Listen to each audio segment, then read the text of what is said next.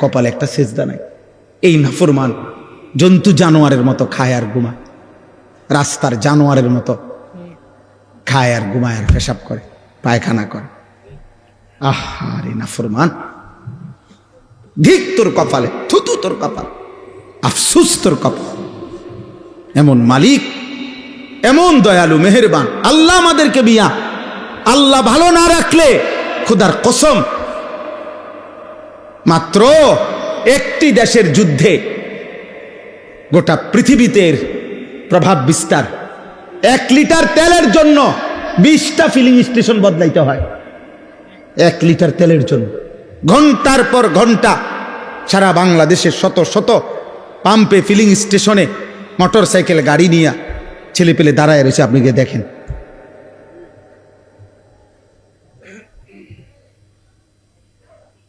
আল্লাহ তাআলা যদি নিরাপদ না রাখে, দোস্ত, তোমার বাবার বিদেশ, ঢাকা শহরের চাকরি, কোনোটারই কি নাই, নিরাপত্তা নাই, নিরাপত্তা নাই। গোটা মধ্যপ্রাচ্যের সবচেয়ে সুখে, সবচেয়ে বেশি বিলাসিতা, সবচেয়ে বেশি সমৃদ্ধি, সবচেয়ে বেশি প্রাচুর্য মধ্যপ্রাচ্যের মধ্যে, গালফের মধ্যে সবচেয়ে বেশি যাদের ছিল দুবাই, যারা মনে হয় যেন সুখের সাগরে ভাসে। 4-5টা বোম পড়ছে শুধু, পুরা দুবাই পর্যটক খালি।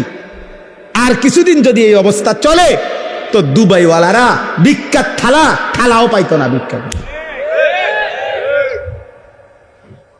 জি জি, আপনি খবর নেন কত প্রবাসী যে কাইন্দা আছে, চিল্লাইয়া দোয়া চাইতেছে আমগো কাছে ডেইলি। প্রবাসীর বাবা, প্রবাসীর ছেলে, মা কাঁদতেছে, আহা আমার ছেলের না জানি কি হয়, না জানি কি হয়।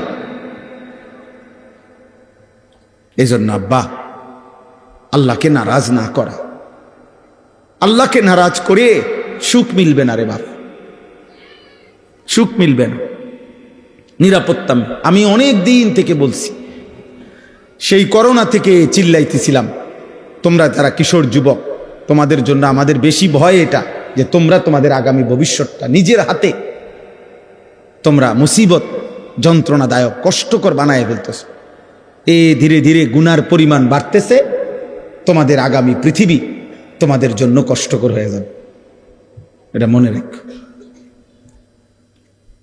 এই নারী, এই ছবি, এই অসভ্যতা, এই অস্থিরতা, এই বেহায়াপনা, এই বেনামাজি জিন্দিগি, দিনের পর দিন, সপ্তাহের পর সপ্তাহ,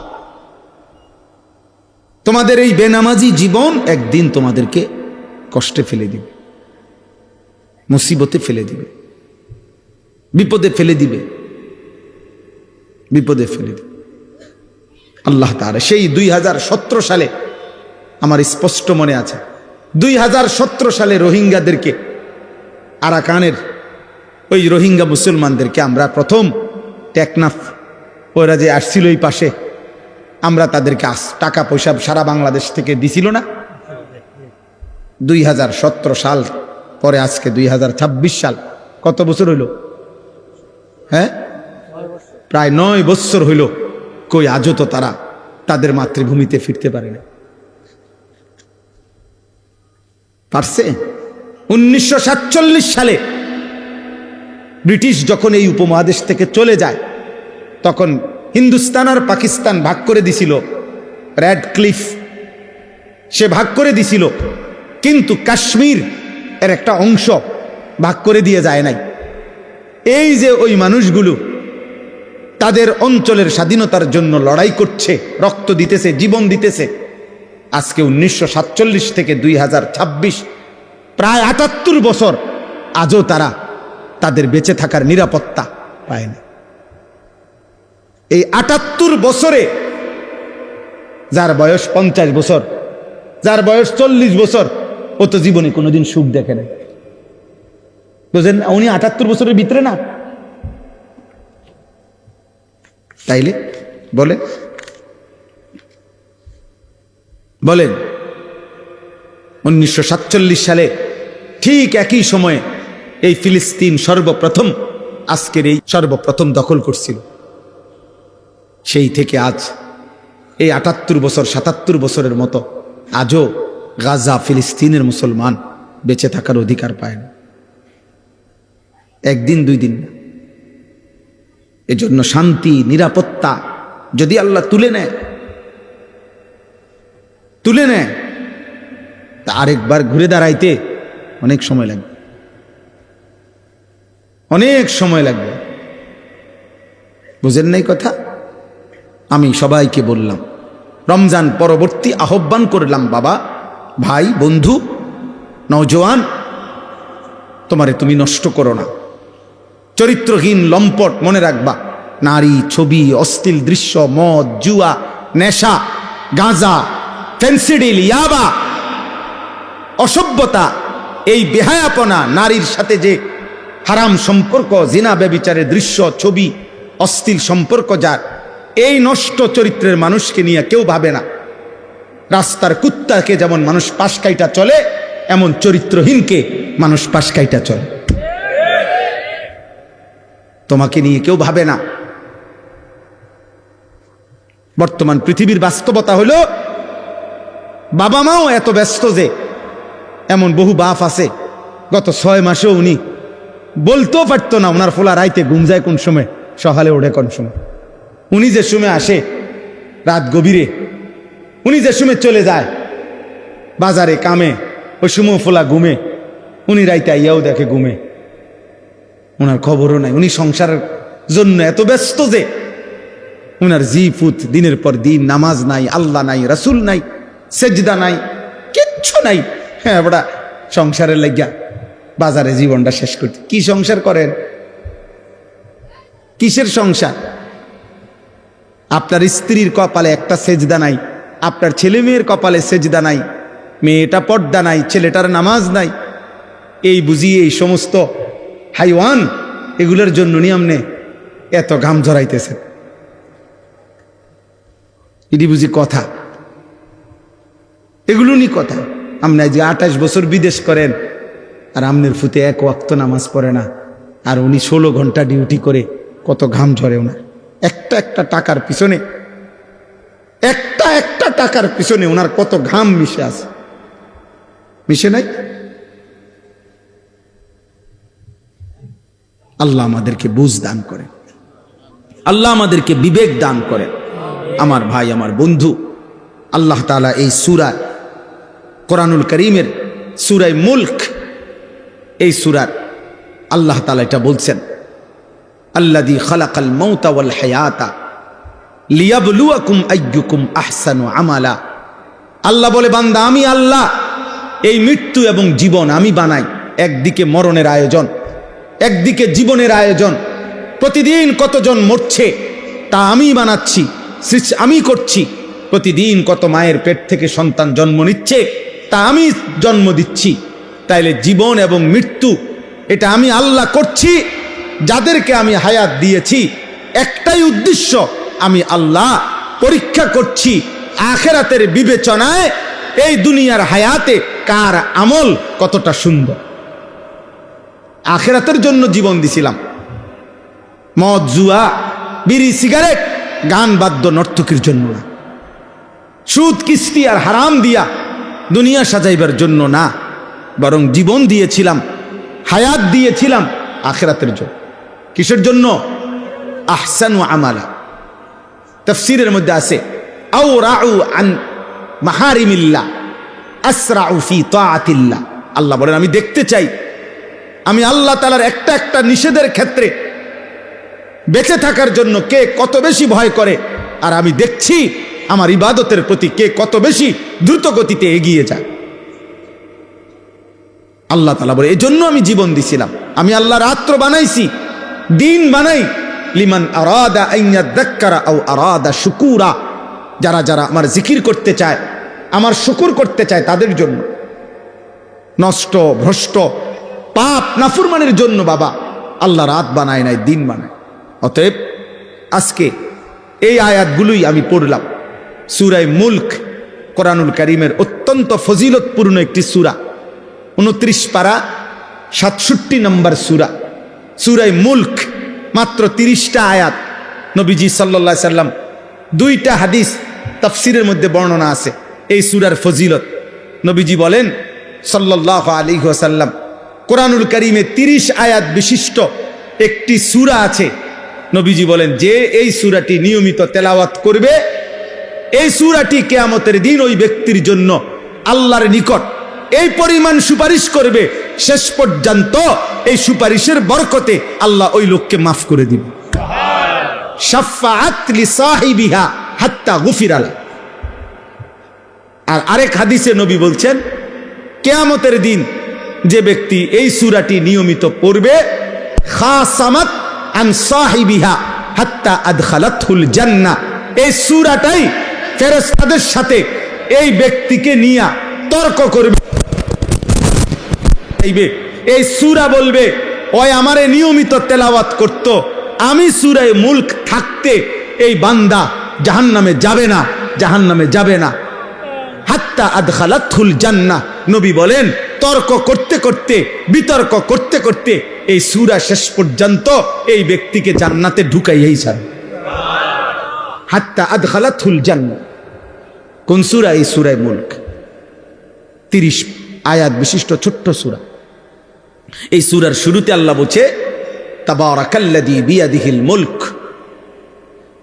উচ্চ সুমহান মহিয়ান গরিয়ান সত্তা আল্লাহ, সমস্ত কায়নাতের পূর্ণাঙ্গ রাজত্ব মালিকানা যার একক হাতে। কার হাতে? আল্লাহ। এই কায়নাতের রাজত্ব কার হাতে বলেন? শুধুই আল্লাহ। বিয়াদিহিল মুলক, শুধুই আল্লাহর হাতে। অহুয়া আলা কুল্লি শাইইন কাদির, এবং তিনি পুরা সৃষ্টি পরিচালনা করার ক্ষেত্রে একই মুহূর্তে পূর্ণ সর্বশক্তিমান। অর্থাৎ আল্লাহ তাআলা তার গোটা সৃষ্টি পরিচালনা করতে গিয়ে এক অংশ চালাইতে গিয়ে আরেক অংশের দিকে কোনো বিরক্ত হয় না, আরেক অংশে ক্লান্ত হয় না, আরেক অংশ ছুটে যায় না, বরং 7 আসমানের ঊর্ধ্বে তিনি যখন দেখেন একই সেকেন্ডে সাতবক জমিনের নিচেও দেখেন। হিমালয় পর্বতের চূড়ায় যখন তিনি রিজিক দেন, আটলান্টিক মহাসাগরের গভীরে তিনি তখনই রিজিক। একই সময়ে সবটা পরিচালনা করেন, একই সময়ে পূর্ণ ক্ষমতা রাখেন। এজন্য আলা কুল্লি শাইইন কাদির। আল্লাহ তাআলা বলেন সেই আল্লাহ, এত বড় ক্ষমতাধর আল্লাহই তোমাদেরকে মৃত্যু দেয়, তিনি তোমাদেরকে জীবন দেয়। তাহলে মৃত্যু কার হাতে? জীবন কার হাতে? তা আল্লাহ বলেন এই জীবন মৃত্যুর খেলা, মরণ জীবনের খেলা আমি করে থাকি, আর এটা আমি দিয়েছি আল্লাযী খালাকাল মাউতা ওয়াল হায়াতা লিয়াবলুয়াকুম আইয়ুকুম আহসানু আমালা। তোমাদের পরীক্ষা করছি কার আমল কতটা সুন্দর, আখিরাতের জন্য কার আমল কতটা সুন্দর। আল্লাহ তাআলা আমলের সৌন্দর্য দেখতে চাইছে। আহারে ভাইয়া, আল্লাহ শুধু নামাজ না, সুন্দর নামাজ চাচ্ছিল। আল্লাহ শুধু রোজা না, সুন্দর রোজা চাচ্ছিল। আল্লাহ শুধু সাদাকা না, বরং সর্বোচ্চ মহব্বতের দান সাদকা আল্লাহ চাচ্ছিল। আল্লাহ চাচ্ছিল আমার বান্দা কোরআন পড়বে সবচেয়ে সুন্দর করে, আমার বান্দা নামাজ পড়বে সুন্দর করে, আমার বান্দা যাকাত দিবে সুন্দর করে, আমার বান্দা আমার একটা একটা হুকুম পালন করবে সর্বোচ্চ সুন্দর করে, আর আমিও তাকে শ্রেষ্ঠতম জান্নাত দেব, সুউচ্চ জান্নাত আমি তাকে দেব, আমি নিজে তাকে জান্নাতের মেহমানদারি করব। ওয়াসাকাহুম রাব্বুহুম শারাবান তাহুরা। কোরআনুল কারীমে আছে আল্লাহ বলেন আল্লাহ নিজেই জান্নাতীদের হাতে জান্নাতের শরাব, জান্নাতের পেয়ালা আল্লাহ তাআলাই নিজ হাতে তুলে দিবে। আল্লাহ বলবে আমি, আমার কাছে আসো বান্দা, আমি পান করাচ্ছি, আমি পান করাচ্ছি। অতএব এটাই মূল কথা। পরবর্তী কথা আল্লাহ তাআলা তার কুদরতের একটা নমুনা দেখাইছেন। আল্লাহ বলছেন ওয়াহুয়াল আজিজুল গাফুর। মনে রাখবা আল্লাহর দুইটা সিফাত বলছে, তিনি পূর্ণ শক্তিমান, আবার তিনি ভীষণ ক্ষমাশীল। অর্থাৎ আল্লাহ বলছেন এই গোটা সৃষ্টি পরিচালনা করে তাদেরকে নাফরমানি করলে শাস্তি দিতে আমি পূর্ণ শক্তি রাখি, আবার আমার কাছে মাফ চাইলে আমি পূর্ণ মাফ করারও পূর্ণ ক্ষমতা রাখি। অতএব বান্দা তুমি ভাইবো না আমি তোমারে ধরতে পারবো না, বরং আমি শক্তিও রাখি পুরা। আবার এটাও হতাশ হইও না যে আমি তোমারে মাফ করব না। ঠিক আছে, দিল দিয়া মাফ চাইলে আমি মাফও করে দেব পুরো। আল্লাহ তাআলা বলেন তুমি আমার শক্তির একটা নিদর্শন দেখো, 7 আসমান, আমি 7 আসমান স্তরে স্তরে সাজাইছি, তুমি পৃথিবীর সর্বাধুনিক মেশিন দিয়া পরীক্ষা করে দেখো, এই 7 আসমান কিংবা প্রথম আসমান কোন জায়গায় একবার না শতবার লক্ষবার চোখ ফিরাইয়া ফিরাইয়া অথবা তোমার মেশিন দিয়া দিয়া তুমি পরীক্ষা করে দেখো 7 আসমানের কোনো অংশে কোনো ছিদ্র, কোনো খুঁত, কোনো বৈপরীত্য, কোনো তফাৎ দেখা যায় কিনা। বরং এক নিখুঁত পরিকল্পিতভাবে 7 আসমান আমি আল্লাহ নিজে সাজাইছি। যতবারই দেখবা তুমি এটাই দেখবা, তোমার চোখ ফিরে ফিরে আসবে, কিন্তু আমি আল্লাহর সৃষ্টির মধ্যে কোনো তুমি ত্রুটি দেখবা না। আমার একটা কুদরত শুধু দেখাইলাম, একটা কুদরত দেখাইলাম। অতএব আজকে এটাই রাত গভীরে যে কয়জন ছেলে, কিশোর, যুবক, বয়স্ক বাবা আপনারা আছেন, ঘুরে ঘুরে 20 বছর না 200 বছরও যদি আল্লাহ বলার তৌফিক দেয়, কথাই একটাই, জাহান্নাম থেকে বাঁচেন, আল্লাহর নাফরমানি করবেন না। কিশোর যুবক ভাই, তোমাদের কাছে অনুরোধ বাবা, হাদিসের মধ্যে আছে ইন্না রাব্বাকা লা ইয়াজাবু লিশ-শাব্বি লা সাবওয়াতা লাহু।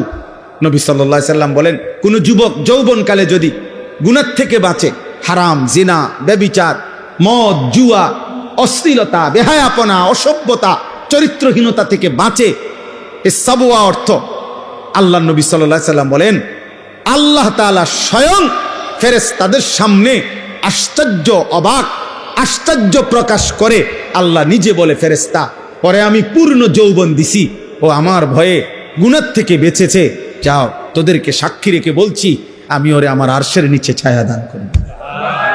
আল্লাহ অবাক হয়, অবাক, আল্লাহ অবাক হয়, আল্লাহ আশ্চর্যান্বিত বোধ করে, ওকে শক্তি দেওয়ার পরেও, যৌবন দেওয়ার পরেও ও আমি আল্লাহর ভয়ে গুনাহ থেকে বাঁচতেছি। এজন্য গুনাহ থেকে বাঁচা উচিত। যে চাহিদা আল্লাহ দিয়েছেন, যাকে যেটুকু, সবকিছু, প্রত্যেকটি চাহিদা পূরণের হালাল ব্যবস্থাপনা, আদর বলেন, ভালোবাসা বলেন, খাবারের চাহিদা বলেন, লজ্জাস্থানের চাহিদা বলেন, চোখের চাহিদা বলেন, যেই চাহিদা আল্লাহ আমাদের ভিতরে দিছে সেটা পূরণের বৈধ হালাল ব্যবস্থাপনাও আল্লাহ রাখছে। আল্লাহ তাআলা রাখছে।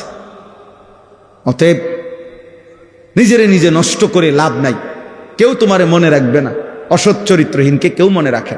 আমি অনুরোধ করছি আজকের এই মোবারক মাহফিলে আল্লাহ তাআলা আমাদের প্রত্যেককে আখিরাতের ভয়ে, কবরের ভয়ে, জাহান্নামের ভয়ে, আযাবের ভয়ে আমরা যেন গুনাহ ছেড়ে দেই, আল্লাহর ভালোবাসায় আমরা যেন ইবাদতে অভ্যস্ত হই।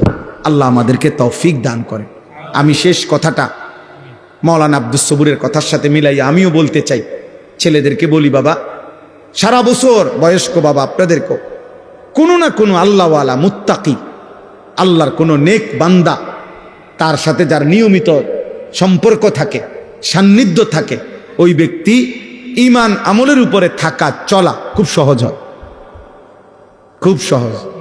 এক হলো জানা, আর এক হলো নিজের মধ্যে আমলে আসা।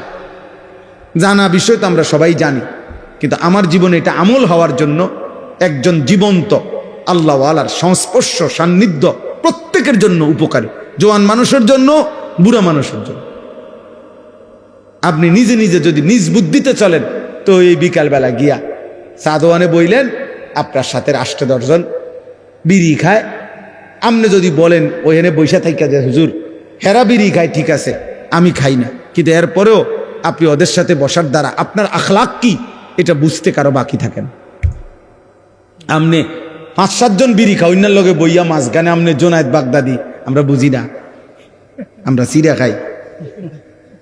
হ্যাঁ, বোঝেন নাই কথাটা? মাঝখান দিয়ে বুঝি আমনে জোনায়েদ বাগদাদি বইয়া রয়েছেন। হ্যাঁ, এটা না বুঝার কি আছে? কথা বলেন।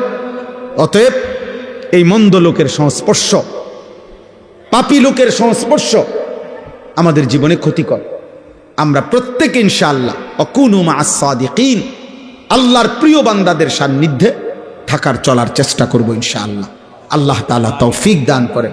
ছেলেদেরকে বলি, শেষ কথা হলো ফজর ক্যাম্পেইনের কাজ করো, অর্থাৎ ফজরের নামাজ হিম্মতের সাথে পড়ার চেষ্টা করো।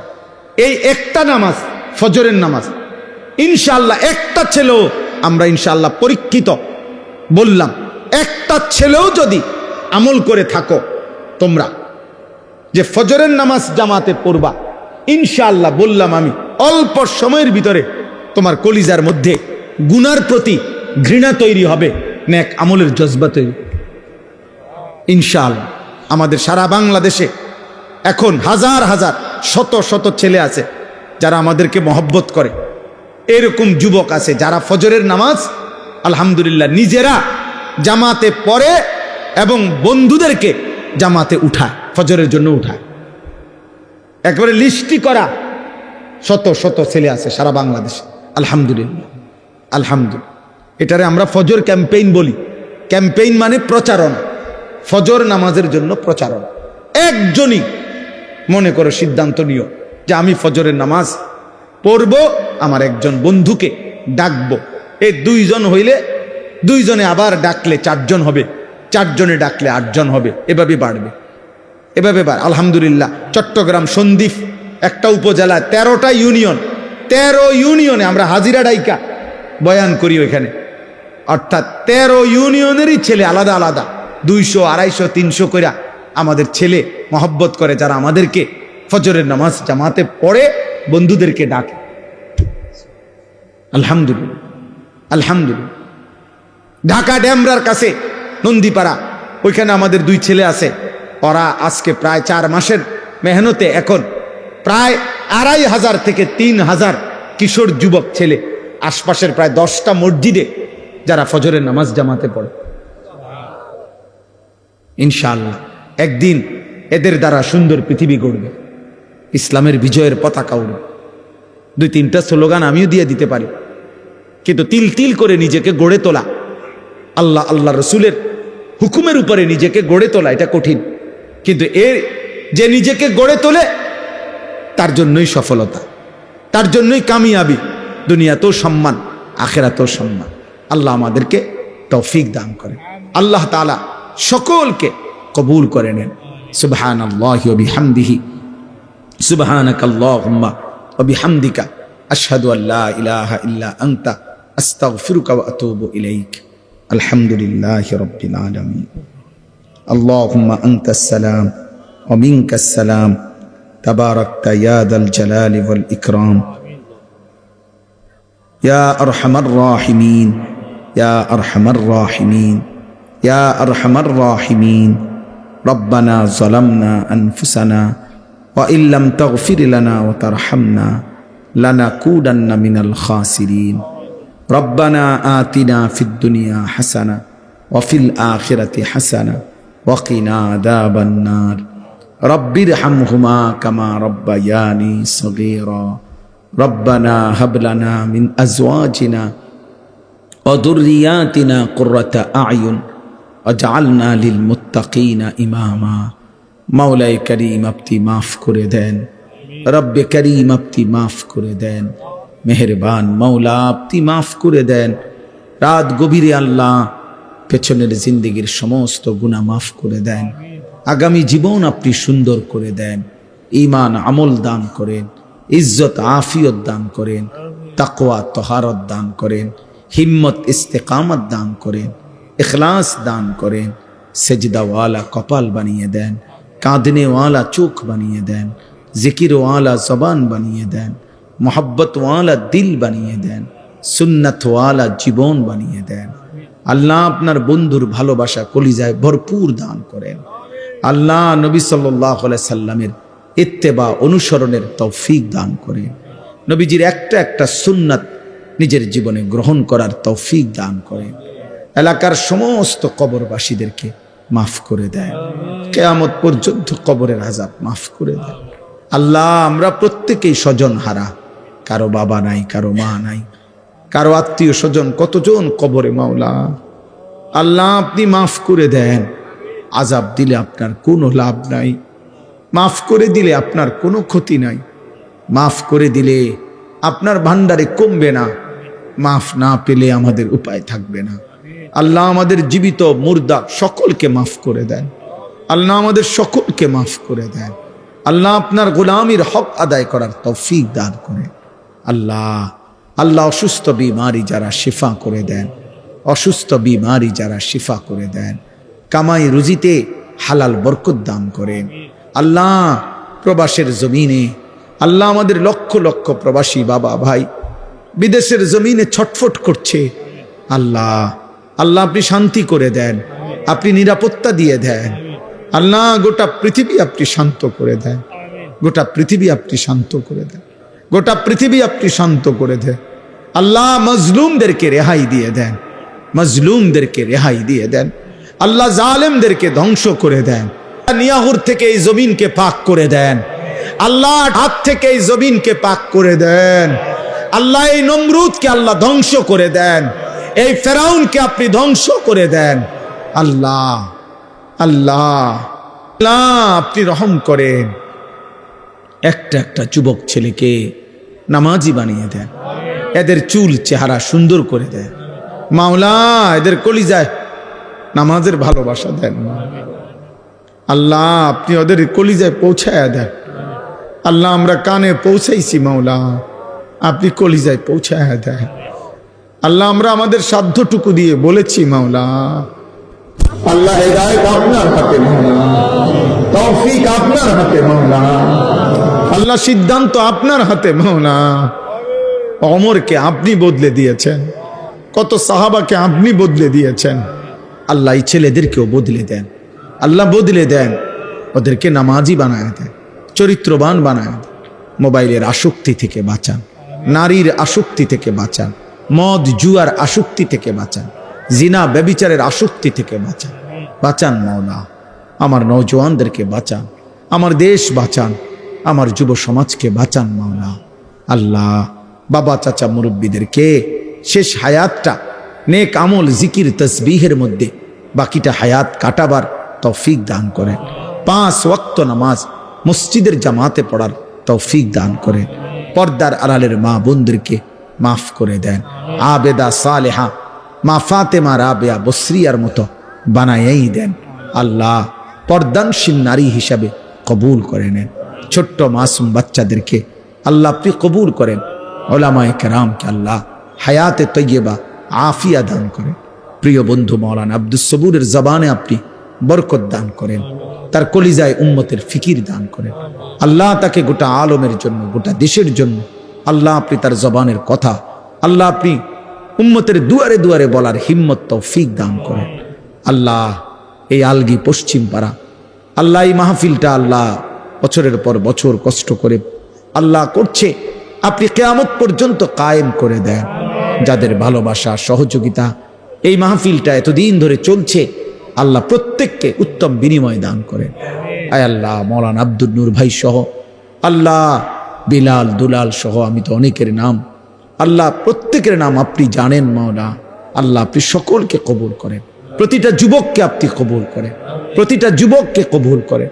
যারা মাহফিল সাজাইছে আপনি তাদের আখিরাত সাজায় দেন, আপনি তাদের আখলাক সাজায় দেন।